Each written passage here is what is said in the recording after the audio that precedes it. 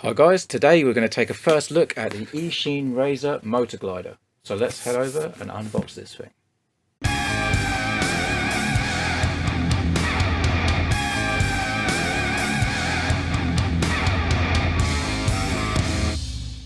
Okay, so here we have the Eachine Razor, well the box, and this is a 1.2 meter wingspan powered glider, which you can use for FPV if you wish.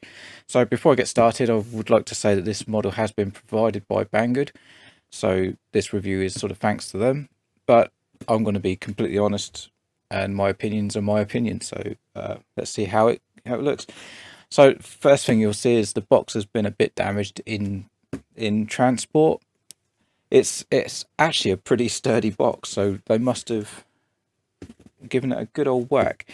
But let's have a look inside and see what's going on. So this is the kit version. I was actually hoping to get the PMP version so we can see how good the quality of the parts that come with it are, but due to time constraints, that's not actually the case. So what do we get? We get a load of stickers. So we've got orange, blue, green, orange, blue and green stickers. So whatever colour you like, unless it's red, then you're alright. There's actually a user manual. Let's have a look, quick look, see how good this is. I don't know if it's going to focus. But yeah, it's just got some basic details. It's got what the different versions are going to come with. But let's have a look and see if it's got the really important stuff. So we have CG 53.5 millimeters from the leading edge, which is really precise, and an elevator control surface movement of about 5 degrees. So they're given throws for the elevator but not ailerons, so could be improved, but it's not a bad start. So we can see on the specs of this that we're going to need a 2208 2600 kV motor. The reason why I'm not actually going to build this today is I've ordered a motor of this size, but it's been delayed. It's comes with a 30 amp ESC with a 5 volt 2 amp BEC. Now that was one of my concerns about this, to be honest. I'd have preferred a 3 amp BEC, but unfortunately we can't test that. 3-piece 8-gram servos. So I'm going to try a 9-gram servo and see what happens. It comes with a propeller, and then it's got 2 recommendations for batteries: 2S LiPo of 11 to 1500 milliamp hour, or a 2S 1P 18650 pack. So let's get on with the rest of the stuff. So we have our propeller here, a single screw in the front to take the spinner off, and then it's just a clamp in. Looks like about a 3mm shaft, but it is just, it doesn't feel overly bad, but it's quite loose, so getting this balanced is not going to be ideal. Maybe that can be tightened up. We'll have a look at that later. But yeah, if you really want to, you could always replace it with an aeronaut, something like that. So we have our first canopy, which is the FPV Canopy. So from going from the pictures, it's designed for an all-in-one camera, and there's a hole all the way through to poke your wires, and it has actually still got a nice air intake on there, so that's not a bad idea. I mean, I'm sure you could also just put a regular camera up here with a bit of cutting, a bit of glue, and then just have a cable to unplug and plug in when you take the hatch off. So should be a few options there for FPV. I'll come back to the parts later. So we have our main fuselage, and actually, even though the box is dented, none of this is damaged at all, which is quite good. So this is our main fuselage. This is EPO foam, not EPP, but it's really a glider. It's a sedate model. It shouldn't really be hammering into the ground at 100 miles an hour. So what we have is our wing joiners, which it looks like fiberglass, and it has a little circuit board on here for the servo. So it's actually got a little connector on here. So when you can easily pull the wings apart. There's only 3 connections, which to be honest, with this model you probably wouldn't put stuff out in the wings, so it's not too bad. And it's really just designed for a little all-in-one 25 milliwatt camera. So yeah, it's fair enough. It's got a grip on here for launching. Not that it should really need it. This is going to be quite a small light plane. I mean, just chuck my Phoenix 2000 hand launching, and that's got like a fairly slippery plastic body, so it probably didn't really need this. And the smoothness, like a smoother one, might have actually helped with aerodynamics. So you can see you've got the big air in on the regular hatch, and there's two smaller air outs, and it looks like yeah, they could have probably been bigger for the most efficient airflow. The magnets are cool. That's on there quite. Don't know if that's probably glue. So yeah, it's pulled the magnet straight out. So that's a bit of bad manufacturing. That magnet has been glued together. So that's a repair before we even get flying. But yeah, those magnets are glued together.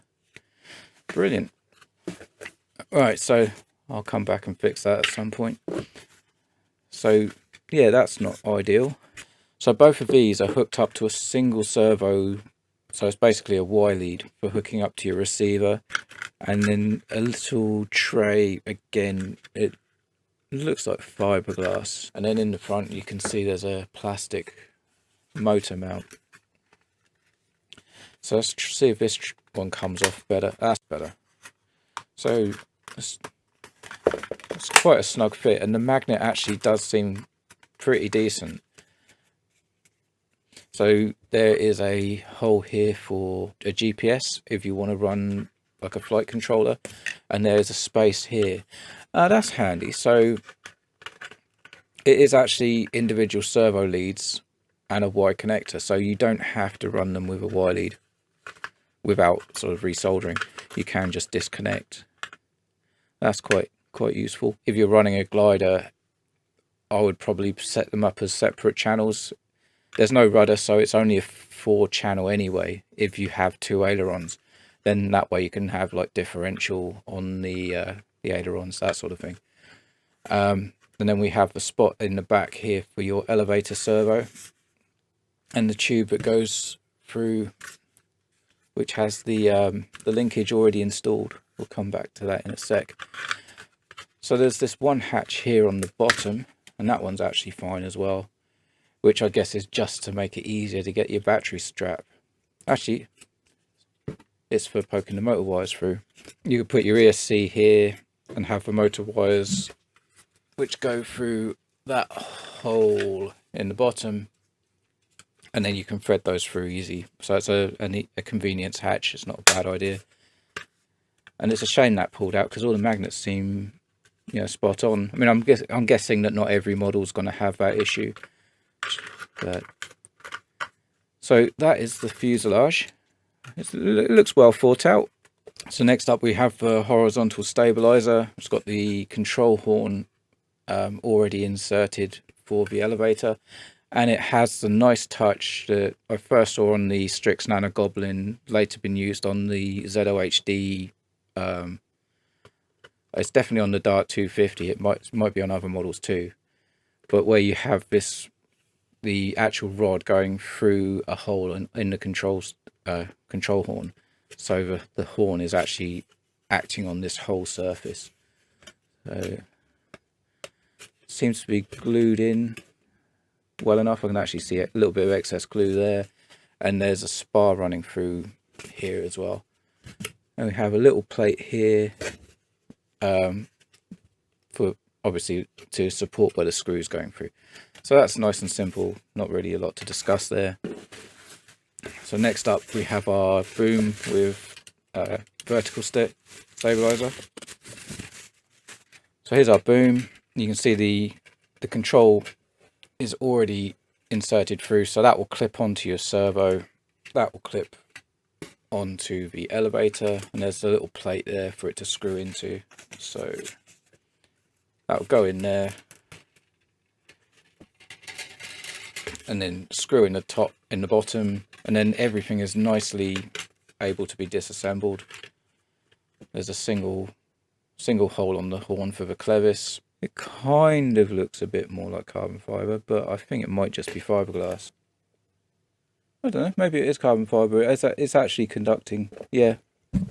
And the last things in the packet are the wings. So I can already see that there's a spar running all the way to this tip here. It's a little flexible, but there's absolutely zero damage on this, so the transportation's not been an issue at all. Again, we have the nice control horns that actually go through the carbon or the rod. And then we have a little bay here for our servo, which is raised up so it's slightly protected. And there's a channel again for the cable.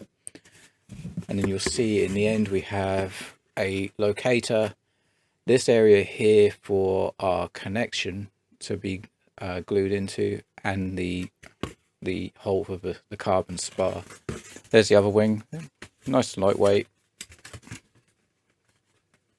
I mean, it's just foam hinges, but I wouldn't really expect anything else on a model like this. Bit of Blenderm tape on it, it'll be fine. And yeah, right, so this is the bag of accessories that come with the Razor. And when I did have a quick look in there because of the damage to the box, and I was wondering where the spar was. It's actually in this bag. So that here is all you get for your spar. So that will go through that square in the fuselage, which is quite tight.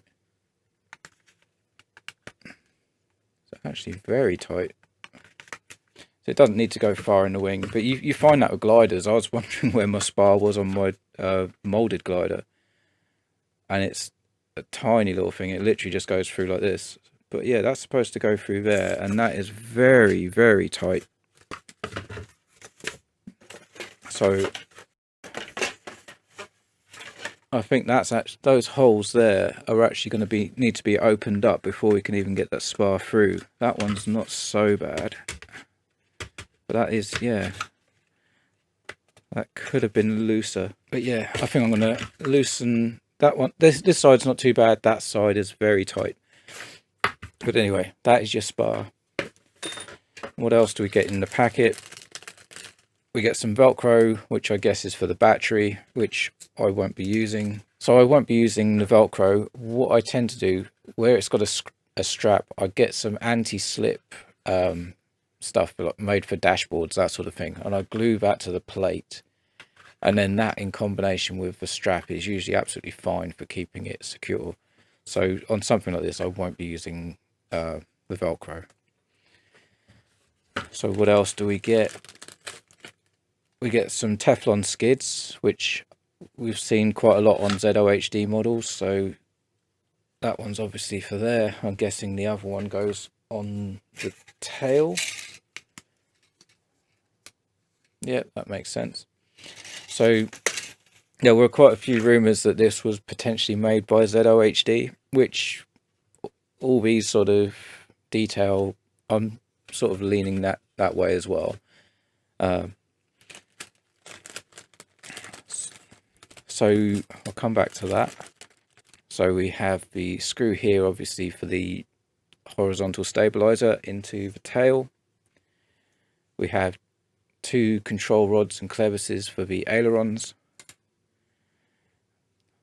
So that shorter one is for the tail, and 2 longer ones are for the wings. And we have this smaller one here, which I don't actually know what it's for. That will be for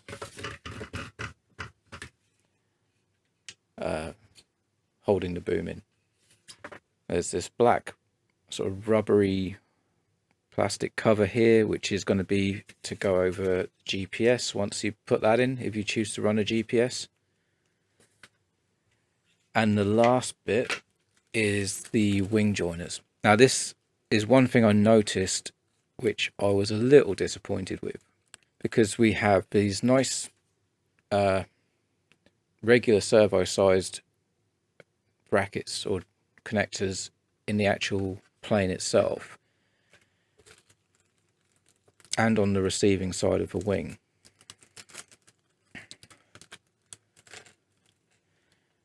So that there looks like a standard servo, and that's the bit that plugs into the plane. But on the other side, the wing side, you have this tiny connector here. You have this tiny little connector, which I believe is a JST SH, which you find these servos on like micro builds, like tiny little indoor planes, that sort of thing. But for regular, this is a 1.2 meter plane, you wouldn't really find those connectors on there. And certainly the servos that are made to fit in that hole and that hole, they're never going to have this type of connector on. They're going to be standard servo connectors. So it's a shame that they didn't put a standard servo connector on the inside. I know it would have made this unit bigger, but I think it would have been a lot more user friendly. If I'd provided maybe something like that in the bag with a regular servo plug on, then yeah, that would have been fine. But that's actually a big disappointment. And if you don't know about this, because there's nothing that I've seen in the documentation or on the website saying you need a proprietary servo connector, then this is going to turn up and you're going to have to wait again because you have to order more stuff. So that's really not a great idea. So this is a servo I was thinking about using for this build. It's a Emax ES0A2, so it's an analog plastic geared servo. Nice lightweight servo. You really don't need much more for a glider like this. So if we look at the wing connector, that is a standard servo size. So why couldn't they just put that exact same thing on the returning side? Then you could have just plugged your servo in there and the job's done. It's, you're talking 3mm difference. If this was 3mm longer, it really wouldn't have made any difference, and it would have made people's lives so much easier. And just to prove a point, that is the perfect size servo. It's actually got a bit of space there, so a longer servo would have fitted. So Eachine, if you're looking for feedback, sort this bit out. It's, the magnetic hatch coming out, I can put that down to a one-off, but that is, like, every plane is going to have that, so that's really not a good idea. So while we've got the wing out, what I'm going to do is, we know that the Emax ES08 size fit absolutely fine, so that would be a good choice for a servo. This is an MG90D digital servo, so we'll try that. So that one is slightly too big, but you trimmed off the foam here, it would fit fine. So yeah, that style, which obviously this is just the A, but the MA, the MD, they're all the same size physically, so they'll all be fine. And let's have a look in here.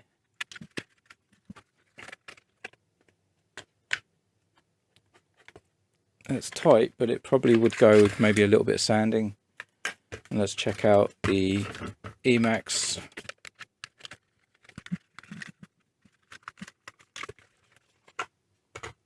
Alright, so the Emax is actually a perfect fit. So if you're looking, actually it's a little bit tight still, but there's plenty of wood there. You can just trim it away a little bit with a scalpel and that'll be fine. So there we go. The ideal servos for this build is going to be an Emax ES08 series. Whether you choose the plastic geared like this to keep the weights down a little bit, or whether you want to go digital or metal geared, that's up to you, but to be honest, plastic geared should be fine for this type of model. So as I mentioned earlier, the stock model comes with a 30 amp ESC with a 2 amp 5 volt BEC.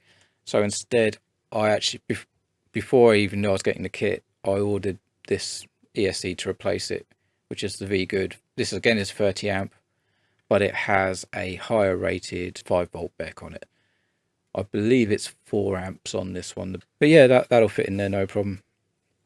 So if you're getting the kit, I'd recommend these. They're They're decent ESCs.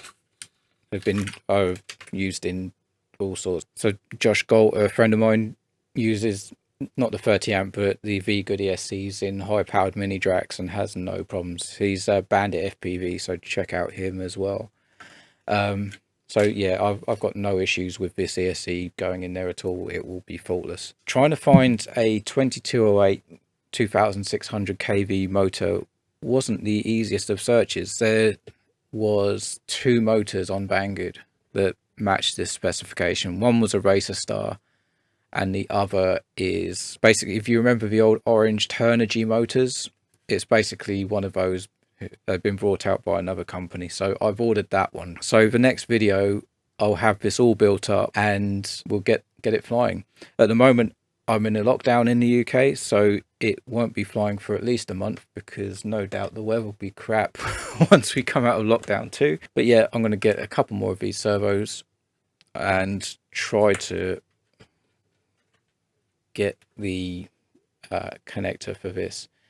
So if once I find out what this plug actually is, I'll put a link in the description.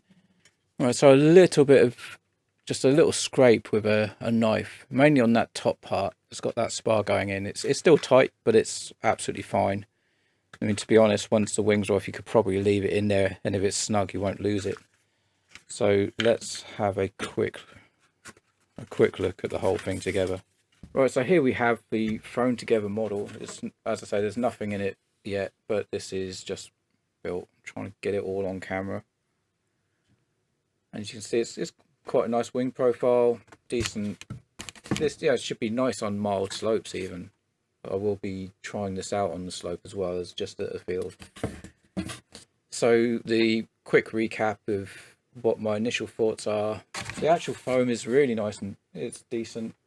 There's no bends or anything like that. The wingtips are absolutely spot on. Yeah, there's a slight down angle there, but there's nothing at all. So yeah, foam's good, nicely thought out, nice and smooth. Everything goes together nicely, so this thing will come apart quickly and easily to put in a backpack, if that's what you want to do with it. The magnet on the hatch, I'm just going to put that down as a one-off, because it was a bit of glue that wasn't quite right.